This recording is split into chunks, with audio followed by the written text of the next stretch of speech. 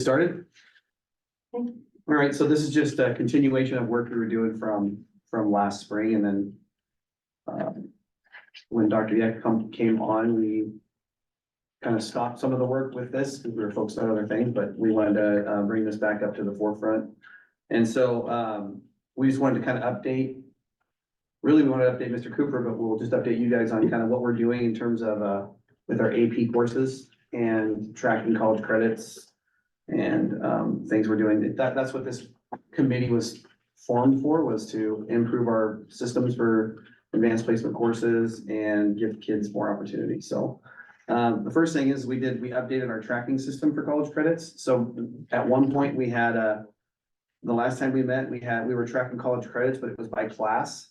And so an individual student couldn't come into the high school and really there wasn't really an easy way for them to say like, okay, how many college credits do I have through my classes, and which colleges did I articulate those credits with? In other words, like which did I get my credits from COCC or KCC or wherever? And so we have a tracking tool now that's by student and by school. So now a counselor can easily go through there and say, hey, here's your college credits, here's the ones you've earned, and here's where you need to be ordering your transcripts.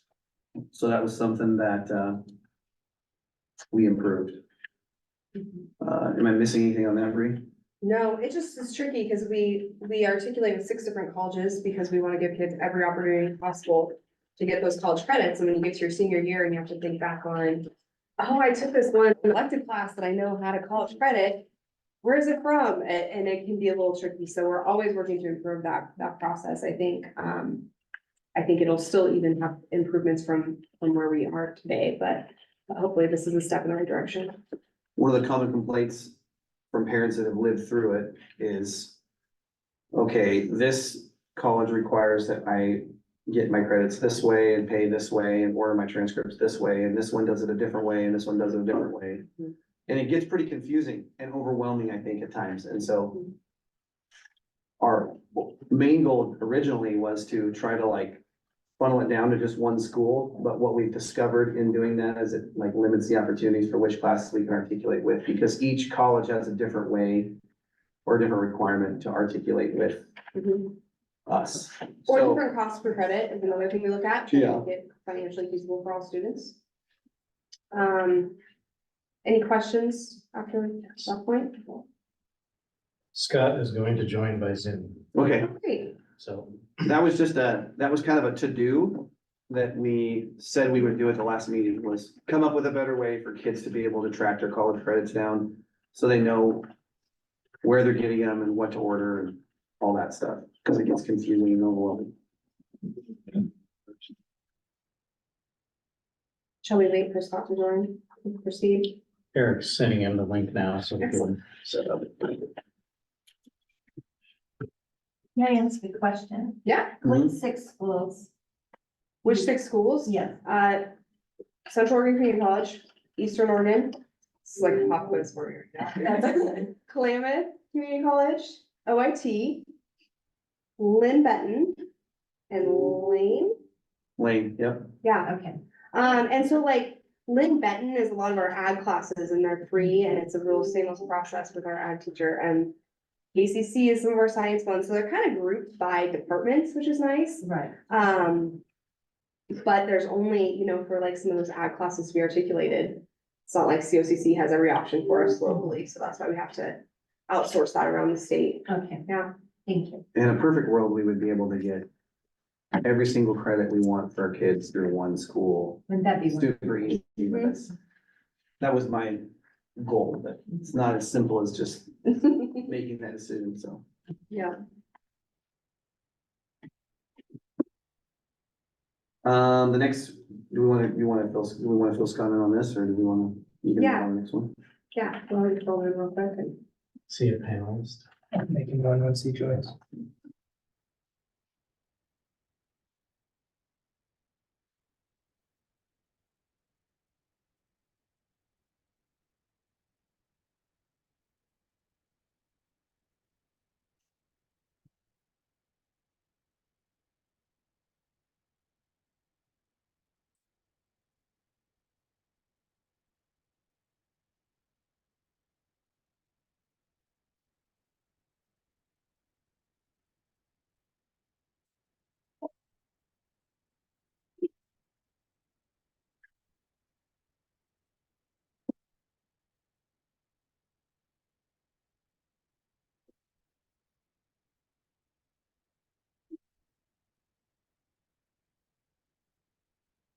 I'm gonna move on to the next one. Yeah, let's do it. So the next point we have here is update on communication to students and families regarding college credits. So this addresses just another common complaint that we get or issue we have is how am I supposed to keep track of all of the different ways that, you know, as Jake mentioned with the first one, COCC's deadline is in October and then EOU's is until December and keeping track of all that information is a lot. So we've created a checklist for any AP or dual credit teacher to follow to communicate with families on a routine basis regarding those credits. So we've asked them to do this.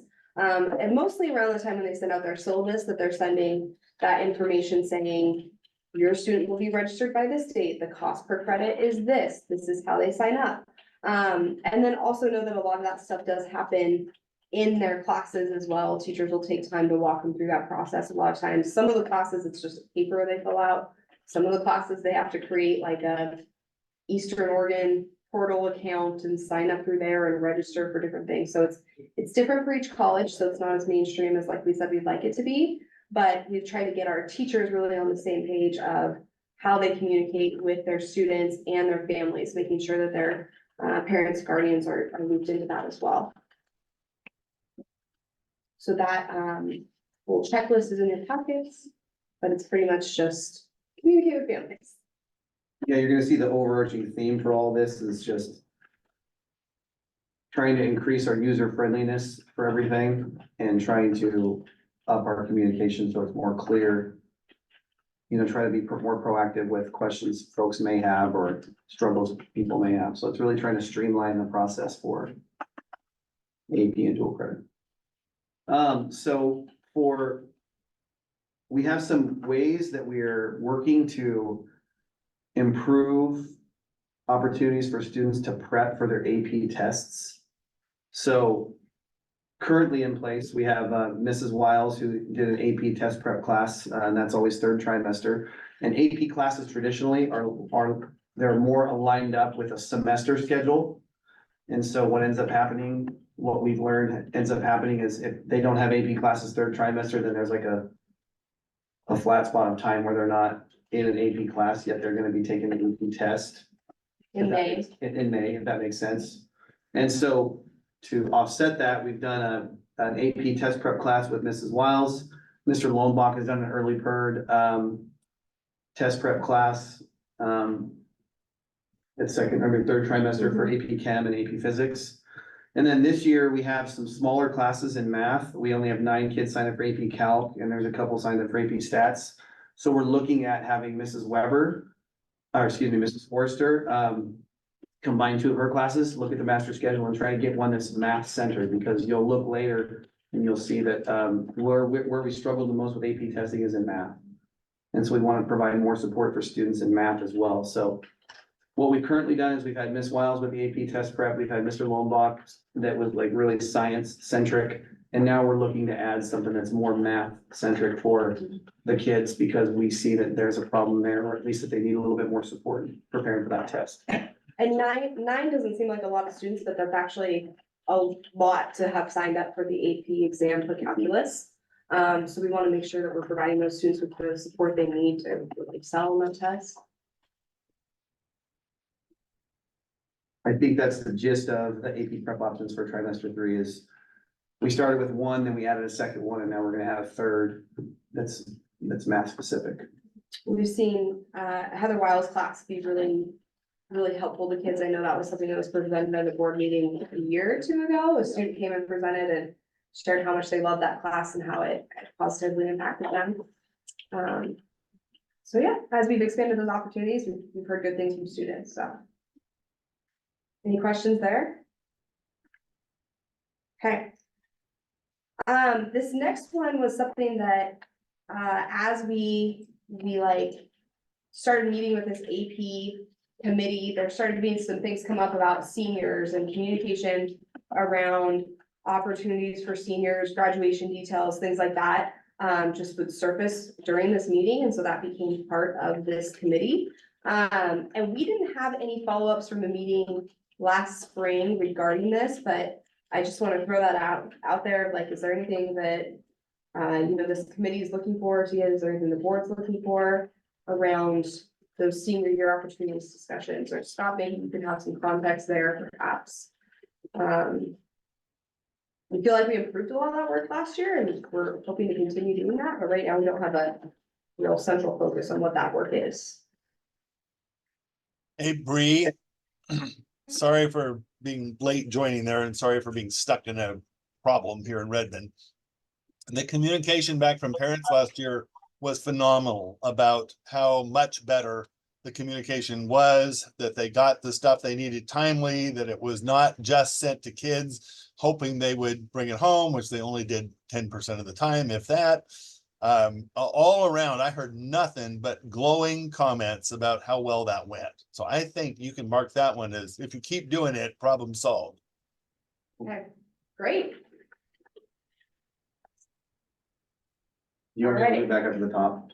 Yeah, why don't we just give Scott a quick synopsis of what we I'm chatted? gonna give you a Cliff Notes version here of what we talked about prior to you joining them. I've been listening. For some reason, Zoom didn't want to see my face, so I had to get You with hear it. about the tracking tool that goes by student and by class instead of just by the total number of credits earned?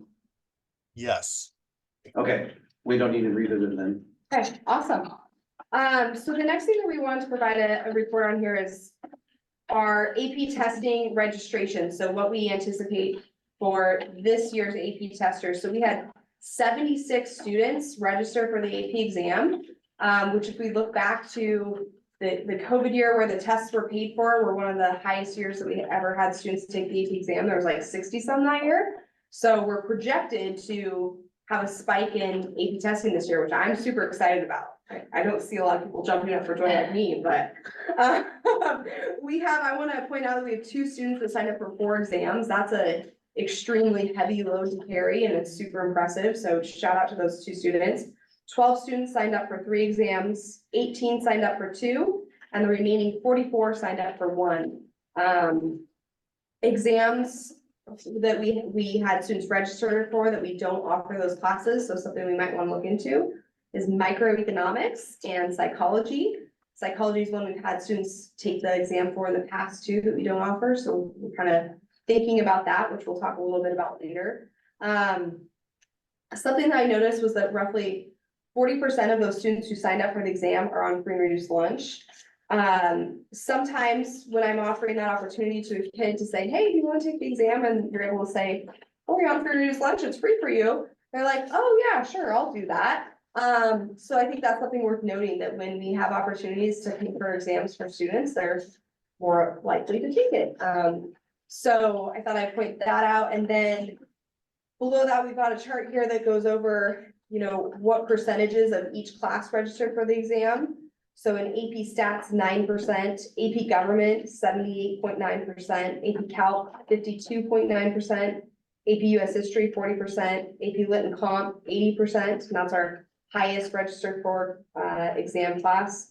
AP Human Geography, 28%, AP Chem, 50%, AP Physics, 58%. And then we have the 2 classes that we don't offer.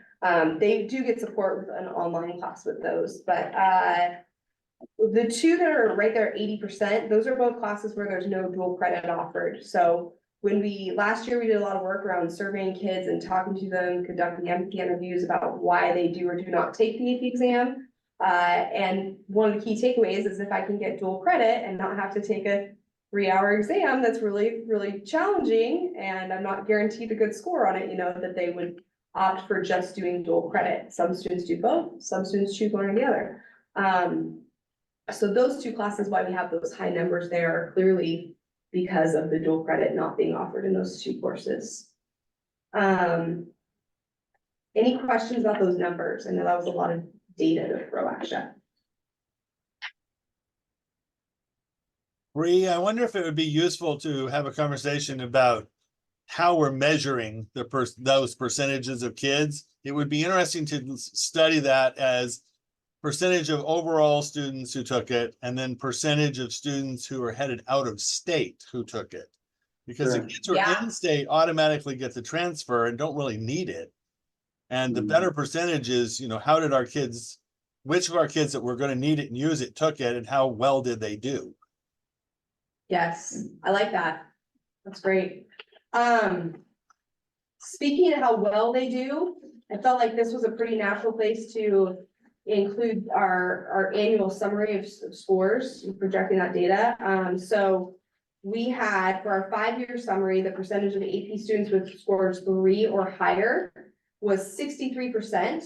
In 2023, which is the highest it's been in the last 5 years. So if you look at this chart, you'll see that in 2019, then 2020, there was a jump. And then 2021, where we had a whole bunch of students take the exam, we were low in our scores over 3, but then we've steadily climbed up to our highest number in the last 5 years. So I think that's something we're celebrating there. 2021 was like the COVID, they took it home. Took it home, Yep. yeah. And it was a disaster.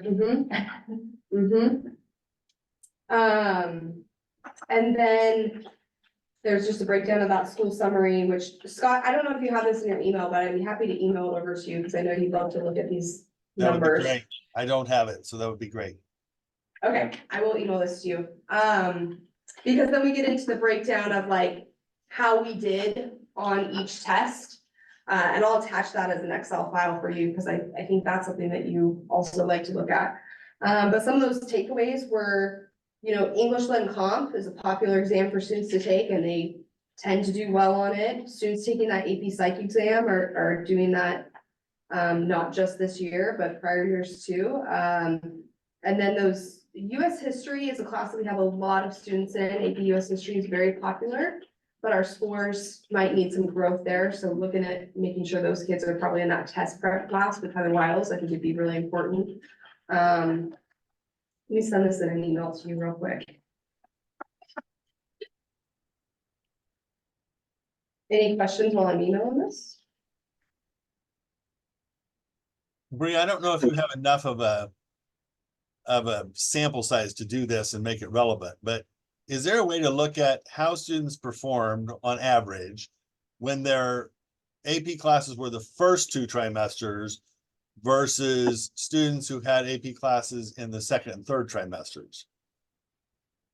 So I don't think we would have that information because all of our students take first and second trimester, and then third trimester, they don't have the option to take the class. So that's what. That's why they do prep those stuff. prep classes.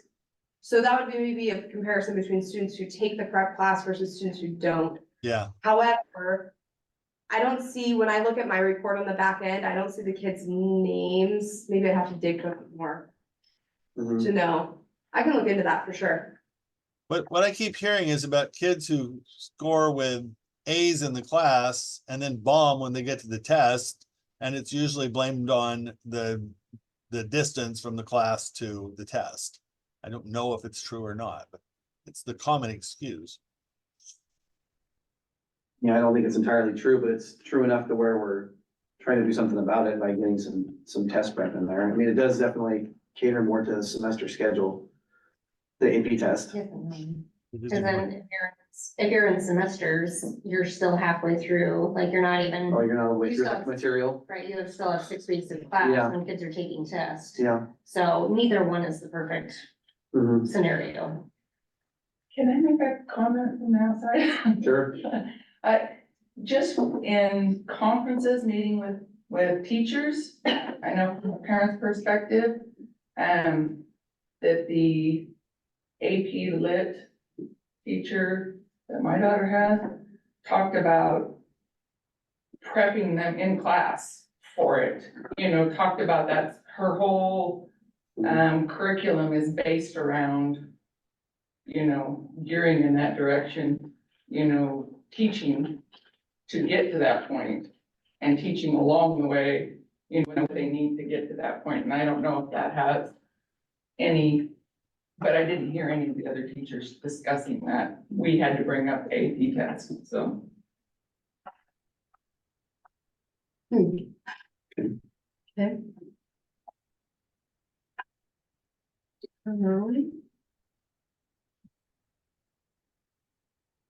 What's on the agenda?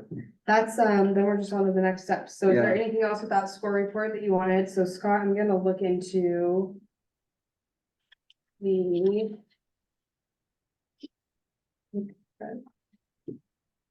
There's no AP prep. And so one of the things. And then say that was big. Yep, that, other page, okay. Hey, I will follow up with you on that, Scott. I know what this was now, so I can explain that. Perfect. All right, so we'll move on to, from way back when we met last spring, our next steps, one of the things was a COCC meeting. So this is something that I'll say that I've dropped the ball and I haven't contacted COCC about doing this, but We have met with them a lot about different things. we have met with them a lot about different things and we've, yes, spent a lot of time with COCC, but this wasn't something that I had talked to them about, which we really felt like after lots of discussion about that through this committee, that the perfect system for COCC payments would be for them to build a school and the school to collect the payments from the students, and then we pay COCC. This way, all that communication comes from COCC. From CCHS. From CCHS, yes. I will say, I think that there's been some, I've heard from some teachers that there have been some improvements with the process for students taking those COCC classes this year. So that's encouraging. I haven't heard the parent side of that, though. I've just heard the teacher side. Well, and COCC is So- aware that it's a problem. We have brought this to their attention. We haven't had a specific meeting to try to troubleshoot it. I think when I've kind of pitched it out there to them, it hasn't, I don't know, if there was something they're ready for yet, but they've made some changes to their system, so maybe this is something we can accommodate. I'll certainly be reaching out to them and follow up. The next one says college credits give to kids. That's obviously my notes. So what I meant by that was the tracking system that we have now, where kids could go into the counseling center and see where they've earned a college credit, from what school and in what class. And so that's what I meant. So that box has been checked, but I can see how someone may wonder what that meant. So, All right, the next thing we're moving on to is the 10 most popular AP classes. So this is broken to two different groups. The first is well, I guess there's 6 here. No, there's 5 here. These are the most requested by students, and that's AP Psychology, AP Biology, AP Chemistry, AP Physics, and AP Computer Science. So I highlighted the 3 that we currently do not offer, and that's the Psychology, Biology, and Computer Science. I think psychology is one that we should really seriously consider offering to students. And that's something that as we look to next year's schedule, we can see how well we can accommodate that and start surveying students to see what that interest could look like. AP Biology is a little tricky because that would be equivalent to our honors biology course, which currently does articulate for college credit through EOU. A lot of freshmen take that class. So oftentimes we don't feel, our freshmen are maybe ready for those AP courses, so we don't have it currently. So I think that's something we can discuss further, but students are able to access that credit through that honors biology course, or they can take it later, and that's fine too. That's yeah, so that one is kind of on the fence. I think I feel better about proceeding with AP Psychology. AP Computer Science, that's one that's obviously rising in popularity, as of lately, as those fields get more and more in demand, so it's something to consider.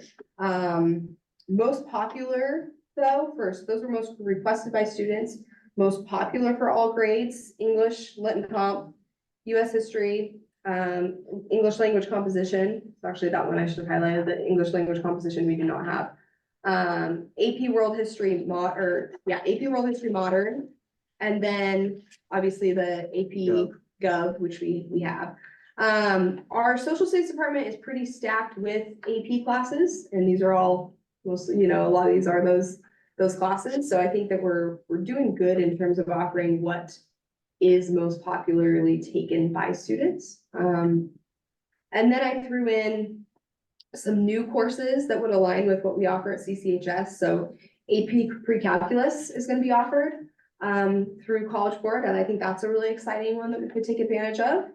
AP Anatomy is also coming soon, as well as AP Business. Those are both classes that we offer dual credit for, so we could explore putting the AP tag on those as well and articulating with those AP standards if those teachers are interested in anything. So lots of promising things that are happening with what's to come. The last thing I'll say about this is we spent a lot of time last year talking about implementing pre-AP. This is an opportunity to help prepare kids for what is to come in those classes. It's somewhat similar to an honors class. And after like, I consulted with them a lot at the College Board last spring on this, and when we got to the end of it, we just kind of felt like exploring implementing AP psychology seemed like it was gonna have a bigger bang for its buck than implementing pre-AP. Pre-AP is really meant to be, it's meant to be for all of your classes, not just your honors classes. And I think that would be a pretty big change to our system that is working fairly well and preparing kids for AP classes as it is, that we weren't ready to jump on board with. So I think our initial thought was pre-AP would take the place of honors, almost like the track to go to AP, but that's not the way. that's not the way College Board would want us to implement it. Right. So I want to be using it the way it's supposed to be used. So it was, yeah, it's still something I think we should always be considering and looking at, but not something that we are wanting to move on now unless others feel real strongly about it and can resurface that again. Maria, I think one of the things we want to think about is the fact that so many more students are now going into the STEM majors instead of the humanities majors.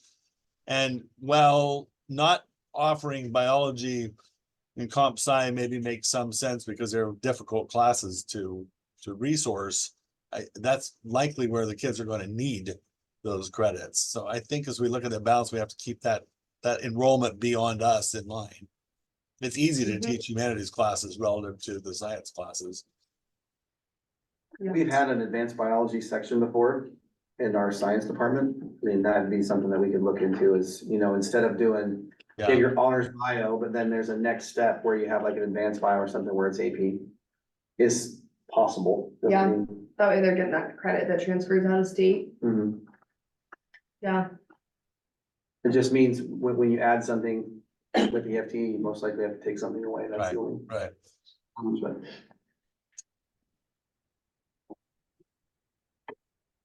Yeah, I was excited to see that computer science is on that list. That's the I most think- popular. Yeah, I think we have such a great program with our robotics and everything that that's something I could definitely see us moving into as well.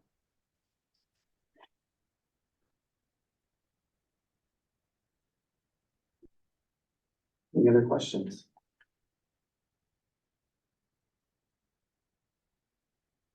The only other thing I would throw in for the committee's consideration is that over Christmas, I saw a whole lot of kids because they were traipsing in at my house visiting with my kids. And they all had these same reports about the amazing benefit, financial benefit to them of the investments Crook County made in their dual credit programs and in their AP programs. It is, and I'm hearing the same thing from parents. It is incredible what we have done for helping reduce the cost of college burden and giving kids the jump start. And many of them are using that in order to leverage scholarships into 3+1 master's programs when they come out the other end. It's kind of wow. I don't think we have collected that story, the data for that story. I don't know that I know how we would collect it, but if we could dig into, I think there's a thing in the ODE website where we can look at your adherence and persistence rates. How many of our kids coming out of our system are finishing up with graduation in 3 years? I think that data is in there if we could figure out how to extract it. And that would be a story we ought to tell if we can get the data for it. I've had several individual people contact us about that and thank us for that exact thing. But yeah, to collect the actual story, we haven't done that yet formally. Lots of anecdotal thank yous.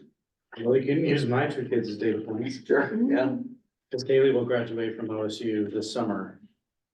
And so she'll do 3 instead of 4 years. Awesome. So, Wow. and that's a direct result of the college credits at CCHS. And then Cam learned from his advisor at U of O as a freshman, he's sophomore status. So he's got the same pathway. Yeah, I get really, really excited for our kids in Crook County because there's a lot of opportunity. And I just hope that we're communicating it to families and students in a way that allows them to take advantage of it from day one at Crook County High School. I know it's something that with our freshman orientation, we talk to parents about, and we'll need to expand that a little bit this year, but the opportunities are there for kids, and I love that we can give that to them. It's really, really awesome. I love that our teachers are willing to do that extra step as well, because it does require, when they articulate with colleges, it does require some additional work for them, posting grades, having meetings, making syllabi so that they align. And that's an extra step that our staff have always been willing to do as well to help kids. One thing that I am seeing, Carrie, that might be useful to you is more than ever, universities are asking for a copy of the syllabus so they can compare and contrast the university requirements to whatever was in that class, especially as we do more dual credit. And what I personally found is that if the kids took it their freshman or sophomore year, it's a lot harder to track down that syllabus than if they took it their senior year. So we may want to establish some sort of institutional practice of collecting and retaining those syllabi for at least 4 or 5 years. Yeah. And maybe have a central repository to go back to ask for it, because right now my repository is Jake. That's something we've been collecting those syllabi for the last 2 years at the high school. So they're all in a folder and accessible, but yeah, They're Yeah. really important. they are.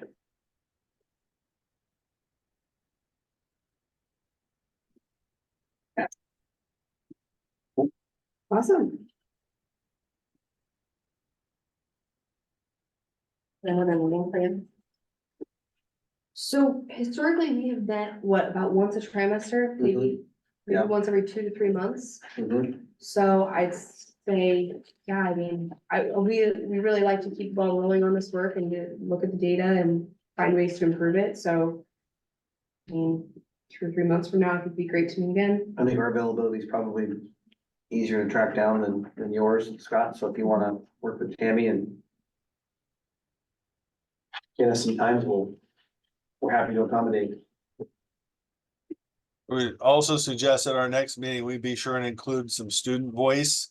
Because Yeah. them telling you what happened in the last year is sometimes a surprise compared to what you thought happened. Sure. Hmm?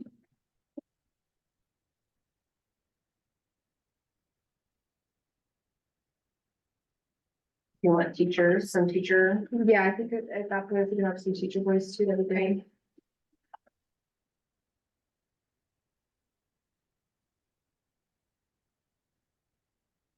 Now I'll likely be into trimester 3, so the kids taking that AP prep class, kids not taking it, or something like that, trying to get some multiple perspectives going. So. Thank you guys so much for your time today.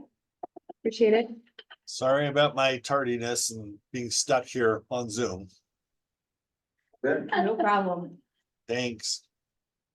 thank you. Scott.